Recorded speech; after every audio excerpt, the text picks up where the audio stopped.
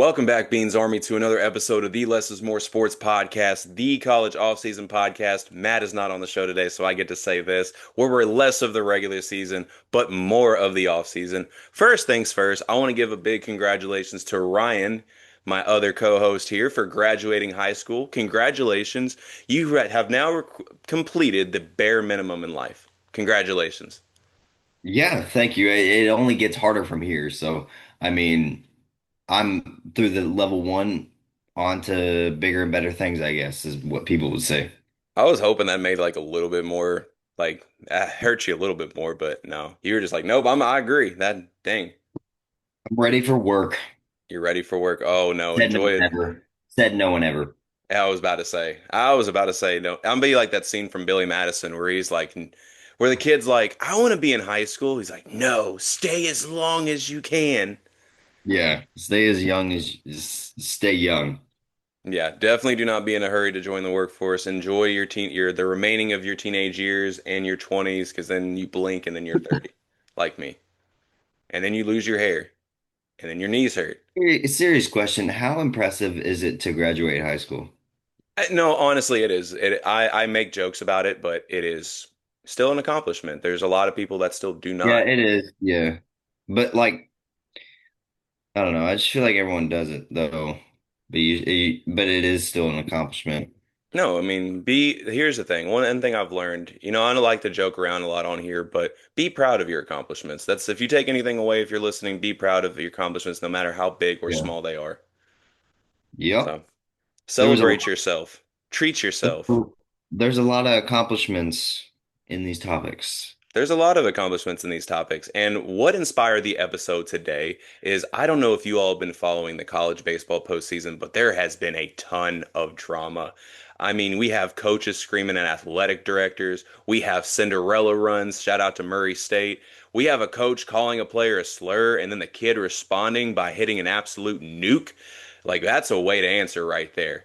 But what Yeah. inspired this episode was with all the drama going on in the college baseball postseason. Ryan and I, as the college basketball and football offseason podcast, are going to talk about some of the most dramatic things that have happened, since we've been following the college offseason, or at least for the listeners of the show, since I've been doing this podcast. So, Ryan, you have anything you want to say before we get started?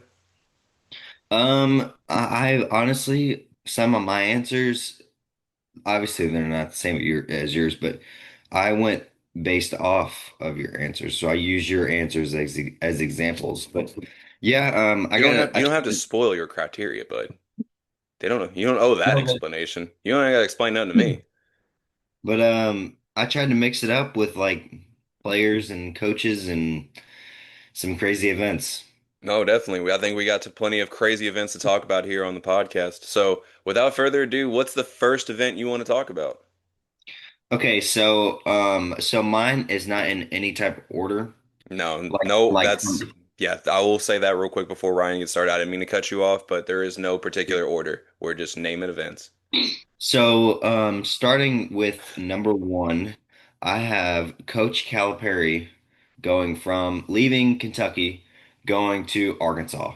This was crazy because not that we weren't surprised that he left Kentucky because a lot of Kentucky fans were getting sick of not winning in the tournament and how he coached. They were just getting sick of they were tired out of all the years that he's been in Kentucky and now they're not winning and he has really besides one championship, he has nothing to show for all of his great players besides the first round picks that he just spits out. But so we weren't surprised that he left, but we were surprised of the timing of when he left and who he left to. We were surprised. He, I looked this up. His last game against Oakland, where they lost in the tournament, was March 21st, 2024. He left Kentucky to go to Arkansas April 10th of 2024. So we got about 20 days where he was deciding to leave, and then everyone's seen the video, or a lot of people have seen the video of him walking in the busiest street in Lexington, and the reporters are just running up to talk to him. He's walking his dog, but to get his questions and kind of swarming him. But we did not expect him to go to Arkansas, and Arkansas and Kentucky have had battles. And so going to an SEC opponent like that, it had a lot of fans thinking some type of way. I think it worked out in both because I mean they made it as far same distance in the tournament this year. So I think it made Arkansas better, and then Kentucky found their guy in Mark Pope and some great players in a different type of way. Like they got good recruits, but it wasn't like the typical Calipari like top five recruits and you're gonna have a young team. You got a very veteran team. How that's how Kentucky's team was this year. So it's a different look, but I think both teams adjusted. But it was crazy how fast he kind of left and who he went to. No, for sure. I mean, and like we've talked about in the group chats prior to getting on the podcast is like, he was just trying to walk his dog Paul. And then, yeah, all these reporters were coming up and asking him questions. And he's like, I'm just trying to walk my dog, guys. And we felt bad for poor Paul, man. He was just trying to get a Yeah, walk in. He don't know what's going on. But yeah, I mean, I think when you look back and look at that move, I feel like John Calipari and Kentucky, both parties, just needed a fresh start. I they think, did. I mean, there is a thing is, you can have people that are qualified for the job, but they just, need a change of scenery, just kind of to reignite that flame that they have. There's nothing wrong with that. And, like you said, Arkansas, and Kentucky went the same distance in the tournament this year. And yeah, I mean, I think it worked out. I think it ultimately worked out for both parties. So, but it Yeah. was, it was, it was surprising that we didn't, like you said, it wasn't surprising that he left Kentucky because Kentucky fans were getting a little restless. The year prior, there was a rumor that surfaced well, it wasn't a rumor. It was a narrative that's a college basketball analyst made that he should go to Texas. So then Kentucky fans got a hold of it and would hold up signs that say, "Please go to Texas." They were kind of getting tired of him, but I'm Yeah, they glad he were. didn't go to Texas. But, you know, Texas is under Yeah, a Texas is a and different story. yeah, and he also took six of his players from Kentucky. So at that point, before Kentucky had Mark Pope and had players, they were probably feeling down and not like kind of getting a little antsy about their team coming up this past year. But it all worked out in the end. They both were good, and they made it the same distance in March Madness. So Throughout this whole ordeal, what I will say is I think the most surprising thing to me is how Mark Pope has been able to bring players to Kentucky. And I know that sounds weird because Kentucky is a big brand, a lot of history there. You would think it would be easy, but I look at what he did at BYU, and he was always known as the coach who could do so much with so little talent. And now when he leaves BYU and comes to Kentucky, Kevin Young steps in, who just got a contract extension with BYU, by the way. He comes in and he's bringing in guys like Igor Demin. He's bringing in guys like AJ Dibansa, and it's like, okay, like Kevin Young can recruit at BYU. Why couldn't you? And why are you getting, players now? I mean, that's probably been the most surprising part. But he's getting it done. Shout out to Mark Pope. Shout out to John Calipari for the job he's doing at Arkansas so far. And he's got two really good combo guards coming in next year, Malik Thomas and Darius Acuff, who are the traditional Calipari guards that we are seeing dominate these NBA playoffs. by the way, is BYU a team to watch out for next year? You're gonna spoil. That might be a little foreshadowing for our cap or no cap episode on college basketball. It could be. We'll I will drop a foreshadowing prediction right now. I think BYU is a little overrated. really. Hmm. Didn't they get someone in the portal? They I got thought they Rob did. Wright. Don't get me wrong, I like Yeah. Rob Wright. Oh Rob Wright's yeah. a good player. And obviously they're AJ Dubban's. He's the part that I think makes it a little overrated, if we're We being will see completely though. honest. We We will will see. see. But that's my little foreshadowing hint. Stay tuned on why I think they're going to be overrated in the coming episodes.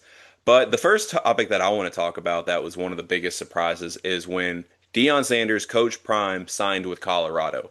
Because there was a whole big ordeal about, whether he was going to leave the HBCU Jackson State. Was he going to leave? Was he going to leave? There was the narrative around it that he wanted to stay and build an HBCU program, develop the reputations of HBCUs. And, I think a lot of people bought into that. I even bought into it. I thought he was going to stay because that's what he wanted to do. But then he leaves with Colorado, and then all the stuff starts coming out about how he was treated while he was at Jackson State. And it's like you can't really blame him for leaving. But the amount of buzz that this move created was something that I'll never forget because I mean it became like a reporter's dream. From the opening press conference when he's basically telling like returning players, y'all go ahead and hit that portal. I got my bags coming, and they all Louis. I mean, just stuff like the what's the word I'm looking for? Just the quotables from that press conference, from start to finish. And whether you like Colorado or not, like they are must-see television regardless. I mean, they're always going to draw attention. They're always going to draw people just under the Coach Prime regime. And then, of course, you have the narratives about him and his son galore, plus they got a Heisman Trophy winner out of it. And then it's unintentionally created like a division between sports fans. And I think just the storylines with this whole move in particular have been, just impacting college football the last several years at such a high level that I had to talk about it. Yeah, that was one of the even this is kind of funny talking about it now.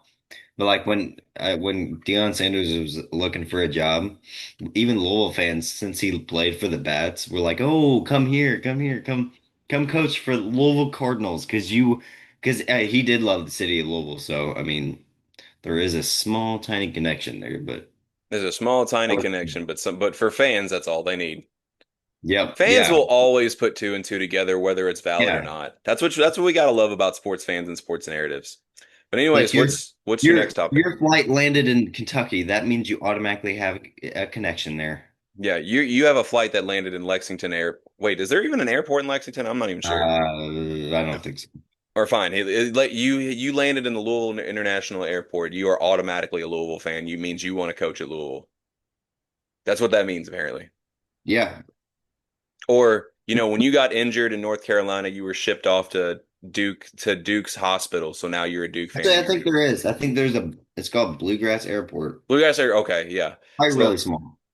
all my experiences in Lexington I've either been, visiting friends or covering sporting events for the Sentinel News. So I wasn't familiar if they actually did have an airport down there, but they Yeah. do. So Bluegrass Airport. Okay, cool. Anyways, All right. what's your next topic? With my second one, this is another coaching change, but we're switching sports to college football. I have. Do we all remember when Lincoln Riley left Oklahoma, going to USC? That was a big surprise in the offseason because honestly, nobody saw it coming. Even the athletic director did not see it coming. He didn't even tell that he was going to leave Oklahoma, going to South Carolina. And honestly, I'm going to go out on a limb and say that he downgraded going from Oklahoma to US or I don't really consider South Carolina as the USC because or wait no sorry I meant he going to USC I messed up there but going to USC he had three great quarterbacks in Baker, Kyler, and Jalen Hurts there. So he was producing quarterbacks like no other at Oklahoma. He had a solid defense, and he was making noise in which was then the Big 12. So I think he downgraded because going to USC was it's just been like kind of like a mess because of their defense not being good ever under Lincoln Riley. Their offense has been good, like with Heisman winner Caleb Williams and some other good players, but their defense has never been good where they can compete at a high level with other teams. So I think he downgraded going from Oklahoma to USC, but that was one of the bigger stories because I mean nobody saw it coming, and that was the same year. I think that was the same year that Brian Kelly left Notre Dame to LSU. If I'm Yeah. not No, you're mistaken. right. So You're right. Same here. that was two huge coaching changes because now he's a good coach now, but back then he was even higher when he was at Oklahoma. So that was one of the biggest coaches in college football leaves and goes to a different team. And yeah, I mean that was a huge surprise that offseason. So Lincoln Riley going to USC. And I'm going to add to that because there was a rumor that was coming out that year that Lincoln Oh, Riley was going to leave Oklahoma for LSU, and then he held a press conference and said, "I am not going to LSU." And then me and Matt joked about it on this podcast. It's like, well, he said he wasn't going to LSU, but he didn't say he wasn't going to USC. yeah. So there was that whole That- ordeal. And I think the biggest mystery behind, the Lincoln Riley regime at USC is when he was at Oklahoma, he was able to get offensive linemen just fine. And now he goes to USC, and as much as we talk about how bad that defense has been, that offensive line hasn't been much better. And it's like, yeah, it what has. has been the difference between Oklahoma and USC and as far as recruiting offensive linemen? Because I think when Caleb Williams won the Heisman, he had one of the worst offensive lines of any of the power conferences. And then the last couple years, they haven't been much better. So it's like, if anybody has the answer to this is beyond me. What is the difference about bringing offensive line to Oklahoma as it is opposed to bringing offensive linemen to USC? Is it just the region that they're in? What? Like, it's beyond me. Do Cali kids not want to block? They just want to make the flashy plays? Yeah. And also I forgot to say this. People were also saying he was scared of Oklahoma's potential move to the SEC. So Yeah, we joked about that on the pod too. This is all before you came on. We always joked, always said he was ducking the SEC. yeah, I mean he didn't want to be at LSU, I guess, either. So he might be scared of the SEC. He might be scared that his teams won't be able to hold up. Well, joke's on him. He's in the Big Ten now, and now there's a conversation of whether the Big Ten is better than the SEC. Yeah, that is a that is something going on. Yeah, let us know in the comments. Has the Big Ten passed up the SEC as the best football conference? The next thing I want to talk about is Roy Williams retiring. And I think the biggest surprise about this is literally the day it happened because it happened on April Fool's Day. I think it should be an unwritten rule or even a written rule at this point that if you are going to break a huge story in the sports world, please do not do it on April Fool's Day because then we're all going to think it's a joke. But like when I got the notification, I remember I was about to clock into work and I see, oh, Roy Williams retired. I'm like, oh, here we go, another April Fool's joke. And then it's like, oh no, he actually did retire. And I think what is even the more surprising about this move is that it kind of started a trend. After Roy Williams retired, then you start seeing a lot of other of the old time coaches start to retire. And then, of course, the narrative starts surfacing about how these, old school coaches don't want to coach in the NIL era, don't want to coach in the transfer portal era. And then like Jay Wright retired shortly after that, and that was kind of a big surprise. I almost went with this for my list, but I think because Roy Williams' move kind of kicked it off, tapped it off, kicked it off, whatever you want to say. Um, that's why I went with Roy Williams specifically, because I think he inspired a lot of the old school coaches to kind of follow suit. But yeah, if you take anything away from this take right here, is like if you have a big news story in sports, let's not break it on April Fool's Day, because then everybody's gonna think it's a joke, including me.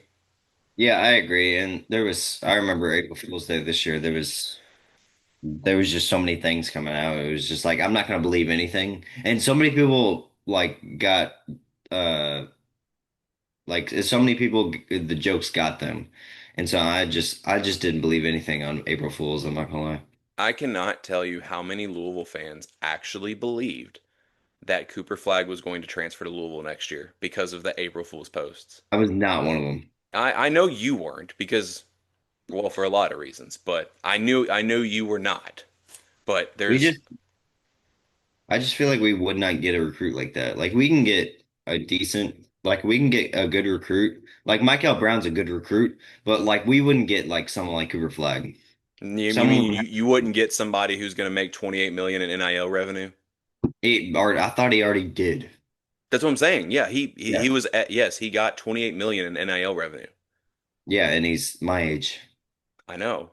Makes you feel great about what you're doing in your life, don't it? Yeah. How you think I feel? He's over a decade younger than me, and he's got more money I'll ever see in my life. Yeah. Well, that's why we're on this podcast talking about him. Yeah, I know. That's why we're getting mad. He's getting rich. Yeah, we're Which I do want to point out, speaking of this podcast, I did say that at the beginning of last college basketball season, we were talking about some of the highest earners in NIL revenue. And I think, what was it? To start the season, Great Osborne was the yeah, NIL leader. And I said that, oh, by season's end, it's going to be Cooper Flag. And sure enough, Cooper Flag made $28 million. So, Yep, you are right. yeah, maybe more people should listen to the podcast. I kind of know what I'm talking about. Yeah, I do have an unfair advantage. I do have a secret weapon in Bean. He's actually the mastermind behind all this. he gives you more knowledge than you actually have. Exactly. He helps me. He actually edits all the podcasts and everything. He is the secret to what success we do have.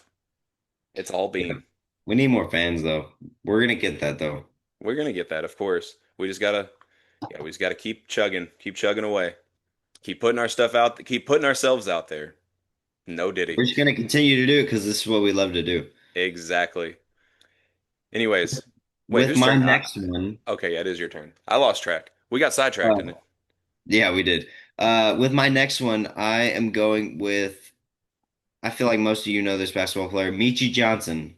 Michi Johnson started his college basketball career at Ohio State, transferred to South Carolina. This past year, he transferred back to Ohio State. Now he's transferring back to South Carolina. It is one of the most unique transfer portal like moves ever. Like just going back and forth between two teams in 4 years, like it's nuts. But honestly, as an Ohio State fan, he's done so much better at South Carolina than he did at Ohio State.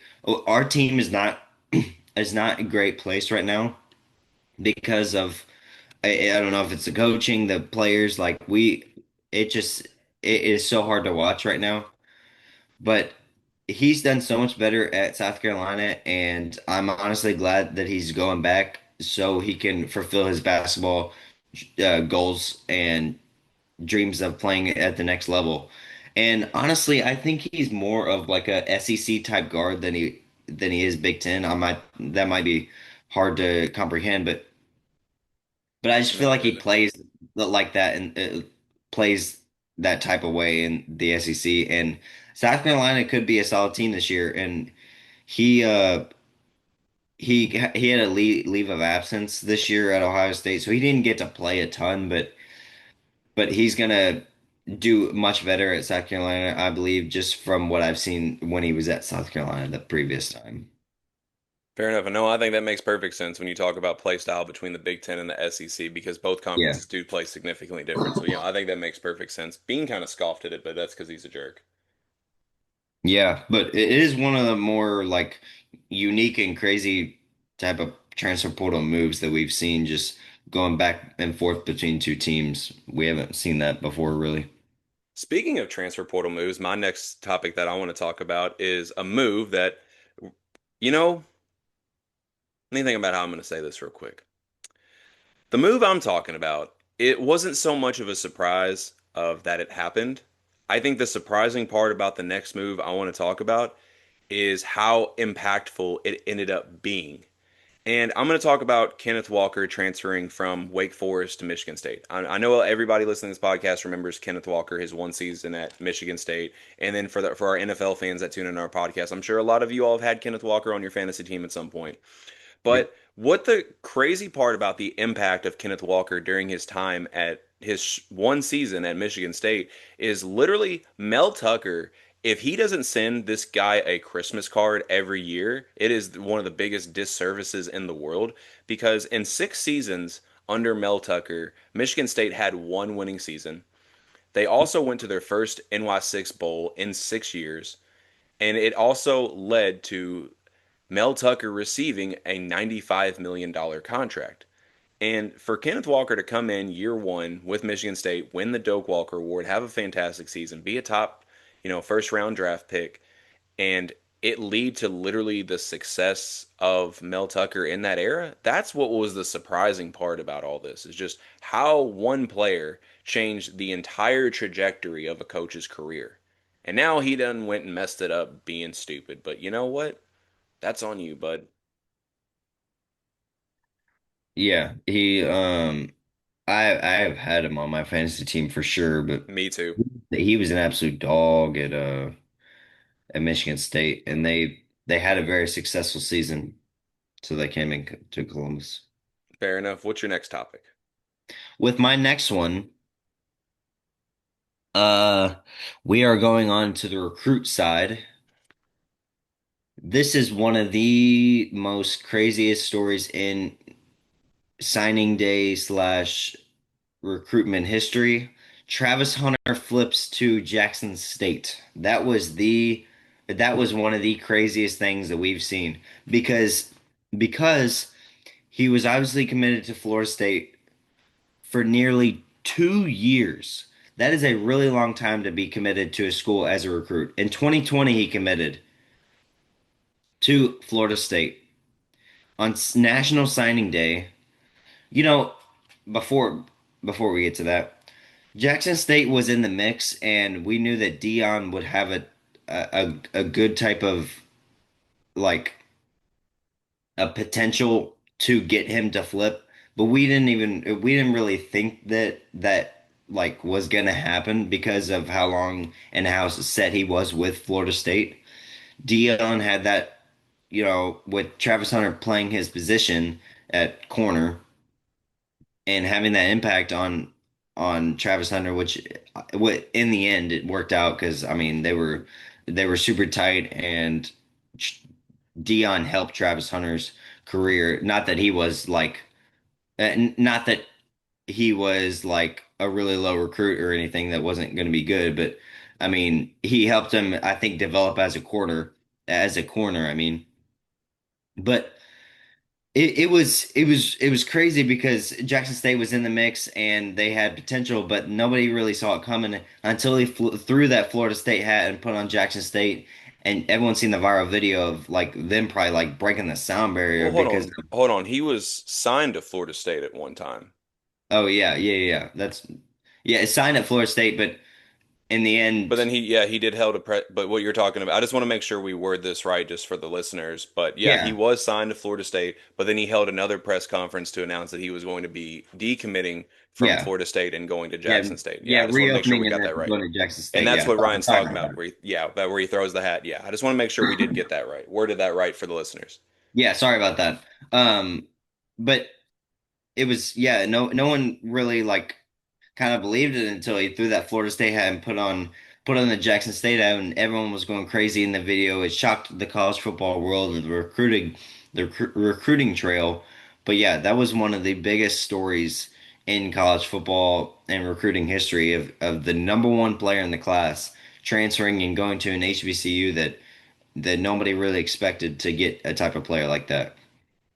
Absolutely. I mean, it kind of changed the trajectory at the time of, how people viewed the success of HBCU programs. And, in Jackson State, their couple years under the Coach Prime, Travis Hunter, Shadeur Sanders regime, they were really good. They were competing for Yeah, HBCU titles.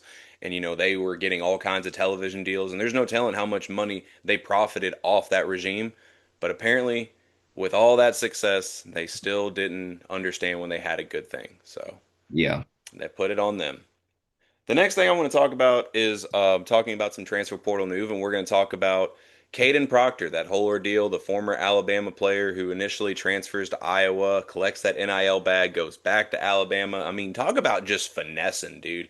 Just going, flip-flopping between two teams just to collect the NIL bag, and it raised all kinds of questions about, Huh. how players take advantage of the portal for NIL. And it's like, and on one end, it's like, can you really blame them? Because they're just trying to collect a bag. I mean, something we all do as human beings anyway.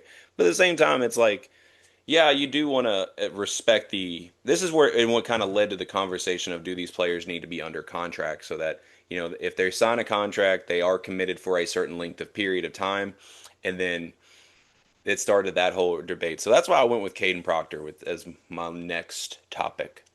And we got about 10 minutes to go, so we'll finish these up quick. I just looked it up and it said that Travis Hunter was only verbally committed and he flipped on National Signing Day. Oh, okay, you're right. I'm glad you Yeah, looked that up. Good catch. Because I could have yeah. sworn because I followed his recruitment and I remember he was committed, but you're right. But Okay, he okay, was committed for over but it was 2 years. verb. Okay, it was verbal. Yeah. Yeah, Okay, yeah. Because he would have signed to Florida State on National Signing Day, but got you, but made that huge move and flipped. got you. Okay, with my last one, this one's kind of connected to me, but most people know him who follow college football, and this was a crazy move after our national championship win. Jim Knowles wins Natty and moves. or it leaves Ohio State to go to Penn State for the same job that he had at Ohio State. I didn't obviously don't like this move at all.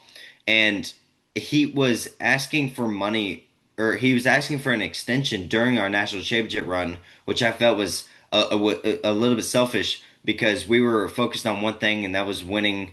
That was winning less the next game, but he was focused on getting the extra money and couldn't wait for the end of the year. It was one of the more crazier moves because he is from Pennsylvania, so I'll give him that. And but he's going to make a lateral move to be the same coach or the same coaching position at Penn State after leaving a national championship team in Ohio State. So I was very surprised, and a lot of college football fans were surprised that we lost our defensive coordinator after winning the Natty to Penn State for the same coaching job. I mean, what was wrong with Now you asking for go an Wes. extension though? What was the wrong with getting an extension? I mean, would you say Jim Knowles didn't deserve an extension? No, he did. He did. He just didn't. I don't think that was the greatest time to ask Ryan Day for an Okay. extension. During when Ryan Day had one thing on his mind, and that was advancing in the playoff. He definitely deserved it because he did an amazing job at with our Yeah, I'd defense say at he's Ohio one of the State. best defensive coordinators in college football. Yeah, he Yeah, for definitely. sure. For sure. I just didn't think he needed to ask it at that time. I think he could have waited a little bit, but I mean it's all over now. We're playing November 1st. I'll see you then. Oh, we'll see you. Penn State, Or we will actually see you, my boy. might be no, it is November. Watch Drew Aller pass for like 500 yards on that defense now. I mean, I'll be so disappointed because he's never done that, and I don't think as highly as some people do it as him in a No, quarterback. I don't This either. I'm trolling. no, I mean he had a not bad season, but we're not letting him get away from the spring game that we had to watch. I know that was a travesty. And you know, he doesn't have Tyler Warren anymore. He's playing for my Indianapolis Colts, you feel me? Yeah, I mean he's got some decent receivers that they got, but I mean Well, they needed him. I mean, they couldn't catch a cold last year. yeah, Couldn't catch a cold in the winter. yeah. I'll So make my real quick, and then before we end the podcast with our random, end of the podcast banter or whatever you want to call it, I'll go ahead and get this out of the way. My last thing I want to talk about that was such a surprise was Aiden Holloway transferring from Auburn to Alabama. Big reason is because it happened live when we were on the show. Matt and I were literally talking about the crazy portal moves that were going on, and I was like, "Oh yeah, Matt, as of about a couple minutes ago, Aiden Holloway transfers from Auburn to Alabama because." Obviously, what's so surprising is that he transfers from one rival school to the other. And what was even more surprising about that is that kind of started a trend that year of a bunch of players transferring to their rival schools. And of course, that got the fans talking about, team loyalty and all that stuff. It's like if you're going to transfer, don't transfer to the rival school. So that's what I wanted to throw in Aiden Holloway. And plus, I'll never forget the reaction Matt and I had when we were live on the show and that happened. yeah, and Roddy Gale adds to that. He transferred from Ohio State to Michigan, so he adds to that category. Exactly. It started a trend. Yeah, I guess I would never do it if I was ever a player, unless I got. I was about to say, it depends on how much money they throw you. Yeah, if they throw me a Bryce Underwood 12 million, then I don't know. I would I was consider it, but I'm not gonna lie. I mean, I always grew up a Duke and Texas fan, but if North Carolina or Oklahoma threw me a bag, I'm just saying. yeah, I love my team, but I love money even more. Team pride doesn't pay my bills. you definitely have to heavily consider it. If not like It depends on how much honestly, money like it is. yeah, No, I mean if it's like 1 million, if I'm for NIL purposes, you a said like slight 1 million, yeah, a 1 million. Okay, 1 million. And I'm making like 9 million or whatever, and they're throwing me 10. It's like okay, maybe not, but. yeah, But yeah, if yeah. I'm making 9 million and they throw me like 15, 16 million, okay, we're gonna have a conversation now. We're gonna heavily consider this. But yeah. Anyways, I know you're probably excited to go watch the super regional between Louisville and Yep. Miami, and I just I was want to at the say game yesterday. I Hold on. saw I saw in No. your Snapchat story. Yep. And got a picture with Pat Kelsey. Hey, look at you. Yep. Me and Pat Kelsey and Johnny Ballgame. Also, have you sorry, I know we got time to waste right now, Yeah, we're but good. you seen this meme before? I wrote an article about that moment actually. Yeah, he was at the game. We got a picture with him too. Luke Smith? Yep. Yeah, hey, He's a legend. well, you should have told me you met Luke Smith. I would have told him that I wrote one of my favorite articles, and he was kind of the headliner of it. I wrote I an I article didn't know with that, but I should have. Yeah, we met Javon Hadley and then Adrian Woolley, our new transfer. So that's it's good. Sounds like a cool good stuff. time. The whole basketball team was there. Like even Rain Smith was back and went to the game. Like Louisville fans really did well showing out to support Louisville baseball yesterday. It was great. I wonder if Louisville fans are conflicted about this series. The reason I say that is because you know who coaches Miami, right? Isn't it a former Louisville player? Former Louisville legend who still owns several hitting records with U of L. And you I remember think they were tweeting about him. I'll say, do you remember the silos that used to be like around downtown Louisville that had that poster of all these good Louisville players on it? I think so. Yeah, he was on that poster as well. His name's Chris Yeah, Dominguez, and yeah. that is why I'm going to say I am cheering for Miami this series because Chris Dominguez is actually. Oh, now you're just being disrespectful. No, it's deserving. All right. As an Ohio State fan, we've had battles with Miami. I mean, they're still hoping to get Jeremiah Smith. Chris Dominguez is actually an old friend of mine, so that's why I'm cheering Oh, for really? Miami. Yeah, he actually when No, he that's was playing, respectable. yeah, when he was playing at Louisville, he was actually my next door neighbor. That's no, that's respectable. I'm And glad to hear I it. will say this so I can make this podcast official. I've made it real life official many times, but Chris Dominguez is one of the nicest human beings you will ever meet. My entire family loves him. He won his freshman year at Louisville. He broke his arm, so he wasn't able to travel with the team during postseason. So he was kind of just hanging. He was at home. You know, he's naturally from Miami. I think that's played a big role in why he went down back to Miami Yeah. to coach. But he was home. He didn't have anything to do for the holidays. So he actually came to our Easter, and our whole family got to meet him, and he everybody just loved him. And what's not to love about Chris Dominguez because he is literally one of the nicest human beings you'll ever meet. I have nothing but good things to say about him, and I'm so glad that he got a World Series ring with the Giants.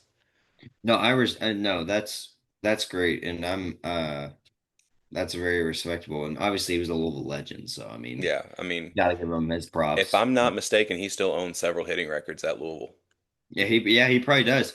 Um, I'll always be proud of the fact that, one of the games that I went to when he was there is he went yard, so that was awesome. I'm not yeah, so just for the listeners, I am not taking credit for that in any way, shape, or form. I just thought it was cool. you swung the bat for him. Yeah, hell no.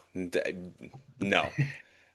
Baseball is a sport that I should have taken way more seriously than I did, but Yeah. because it is such a unique sport. Before we're going out of town, as always, like and subscribe to the Less is More Sports YouTube and Spotify channel to get the latest update and content we have coming out. Be sure to follow the social media pages on Facebook, Twitter, and Threads. That's at Less is More Sports. Be sure to follow the side quests on TikTok. That's at BeansDad018. And what are we going to get cut off by the timer for this time? Um, Pacers and what? Or Thunder and what? Thunder and six. Thunder and six. I got money on the series. I agree. And, I just think it's too. I think they're too much for the Pacers, but Pacers did steal game one, They so did. prop. I mean, they will play for the entire game. You have to play your heart. You cannot let up at all against that team. Yeah, they have the heart that will get it done, or that What the can. helly?